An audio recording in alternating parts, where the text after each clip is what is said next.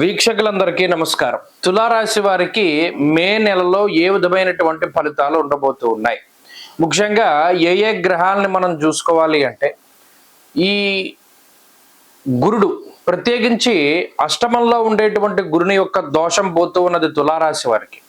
అంటే గురుడు 9వ స్థానంలోకి వెళుతూ ఉన్నారు, గురుబలం పెరుగుతోంది. ఇది అత్యంత పెద్ద కోణం. 1, 5, 9 త్రికోణ స్థానాలు, లక్ష్మీ స్థానం త్రికోణం చ అన్నారు.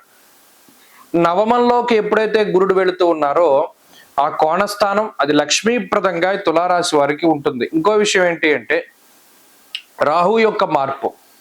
షష్ఠ స్థానమందు ఇప్పటి వరకు యోగించినటువంటి రాహు పంచమానికి వెళుతూ ఉన్నారు. సరే, ఇది పెద్ద దోషము కాదు, అలాని పెద్ద ఇబ్బంది కాదు, కానీ మరి రాహు యొక్క అనుకూలత కొంచెం తగ్గింది కాబట్టి ఈ విషయాన్ని మనం దృష్టిలో పెట్టుకోవాలి. ఇది వ్యతిరేకత కాదు, కానీ అనుకూలించే గ్రహం కొంత వ్యతిరేకంగా ఉన్నది.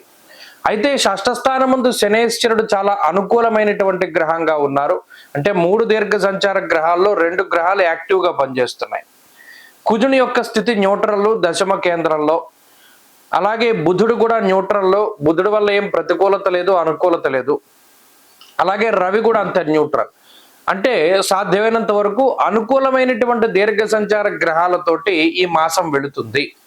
అనగా గురుబలం మీదనే ఆధారపడి ఉంటుంది. ప్రత్యేకించి సప్తమ స్థానంలో రవి ఉన్నారు. ఈ సప్తమంలో రవి మే 1 నుండి 15 వరకు ఉంటారు కాబట్టి ఈ సామంత జన విద్వేష ధారాపీడాసుతామయం అన్నారు. అంటే కొంత ఇంట్లో వాళ్ళతోటి ఇబ్బందికరమైన పరిస్థితులు ఉంటాయి. అంటే మీరు చెప్పింది వాళ్ళు సరిగా వినకపోవడమో, అర్థం చేసుకోకపోవడమో, మీ ఆలోచనకి తగ్గట్టుగా నడవకపోవడమో, లేదా వాళ్ళకు ఉండేటువంటి ఆరోగ్య సమస్యలు మిమ్మల్ని బాధించడమో, ఏదో ఒకటి చిన్న మనస్పర్ధలు, చిన్న ఇబ్బందులు మాత్రమే కనబడుతూ ఉన్నాయి. మే 15 దగ్గర నుండి అష్టమ రవి యొక్క దోషం వస్తుంది. అది ఒకటి కించిత్ వ్యతిరేకమైనటువంటి స్థితి. అంటే 9 గ్రహాల్లో రవి ప్రతికూలంగా ఉంటారు, అదొకటి చిన్న సమస్య. అయితే దానివల్ల ఏం జరగదు, ప్రత్యేకించి ప్రయాణాలు ఎక్కువగా చేస్తూ ఉండడం, గమనం వ్యధ, అవి అనవసరమైనటువంటి ప్రయాణాలుగా ఉండడం, వాటి వల్ల శరీరం అలసిపోతూ ఉండడం, శారీరక శ్రమ, అలసట, నీరసము, నిస్సత్తువ ఎక్కువగా ఉంటాయి రవి అష్టమంలో ఉన్నప్పుడు. ప్రయాణాలకు దూరంగా ఉంటే దీని నుండి బయటపడిపోతారు. ప్రయాణాలు చేస్తే ఇవి ఉంటాయి, అంతే రవి వల్ల వచ్చే దోషం. మరి గురుబలము, శని బలము, ఈ 2 గ్రహాలు అనుకూలతల వల్ల ఇంటికి సంబంధించిన పనులు ముందుకు వెళ్ళడం, అంటే ఏదైనా ఇల్లు కొనుక్కోవాలి, కట్టుకోవాలి, ఇటువంటి వాటికి సంబంధించినటువంటివి ఈ నెలలో ముందడుగు వేస్తారు. అర్ధంచ స్వకులాచార గృహలాభస్సు భోజనం అన్నది శాస్త్రం. అనగా కుల ఆచారాలను పాటించడం, మన కులాచారాలు ఏవైతే ఉన్నాయో వాటిని చక్కగా పరిపూర్ణంగా ముందుకు తీసుకెళ్తూ ఉండడం. అలాగే ధనధాన్యాది వృద్ధించ బంధు సంతోషవర్ధనం అన్నారు.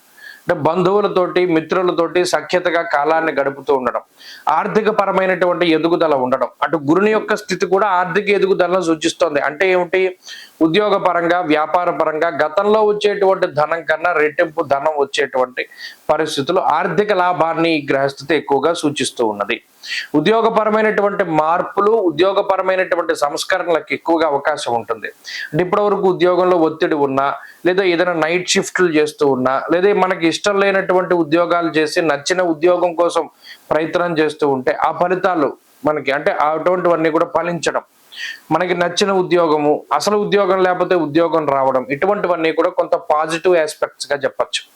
అలాగే ఈ మాసంలో డబ్బుకి లోటు ఉండదు, ఆరోగ్యపరమైన సమస్యలు ఉండవు. ప్రత్యేకించి అష్టమ రవి ఉన్నప్పుడు మాత్రం కొంత అలసట ఉంటుంది. అలాగే కుటుంబ సమస్యలు కనబడడం లేదు. ఇలా అన్ని రకాలుగాను ఈ మే నెల అనుకూలంగానే తులారాశి వారికి కనబడుతూ ఉన్నది. పంచమ రాహు ఉన్నప్పుడు మాత్రం కొంచెం నాస్తికత్వానికి ఆయన కారణమవుతారు.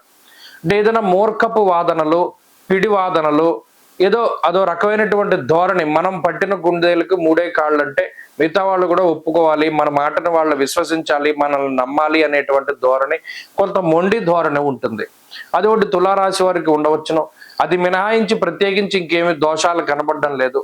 ఈ మే నెలలో మరింత అనుకూలమైనటువంటి ఫలితాలు సాధించడానికై ఎక్కువగా విఘ్నేశ్వరుని యొక్క ఆరాధన చేస్తూ ఉండడం, బుధవారం నాడు గణపతి ఆలయాన్ని సందర్శనం చేసి బెల్లం గాని, పంచదార గాని, చెరకును గాని దానం చేయడం ద్వారా కూడా ఈ మాసంలో మరింత మంచి ఫలితాలని పొందగలుగుతారు. స్వస్తి.